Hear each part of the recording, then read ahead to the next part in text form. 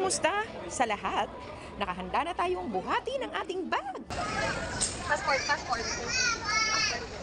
Kanya-kanyang pwesto para sa pagsagot ng e-travel dito sa NAIA Terminal 3. Ng travel agent na Areo. Sinabi mo. Yun.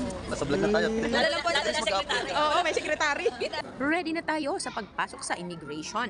At ngayon, naririto na tayo sa napakahabang pila. Sa hinaba-haba ng linya, kami ay nakapasok din. At finally, naririto na tayo sa loob ng airplane at handa ng mag-take off. Ilang saglit lang, tayo ay nakalapag na dito sa Hong Kong. Thank God for the safe flight. Everyone, good morning. In Hong Kong already. O tara na, mag-umpisa na tayong maglakad ng mahaba-haba papunta sa immigration at palabas ng airport papunta sa bus terminal. Siyempre pa, hindi mawawala ang ating pagkuha ng litrato at ng video. First time kong bumiyahe outside of the Philippines with family. And first time ko din bumiyahe nang wala akong alam. From flight details, itineraries, wala talaga, as in zero.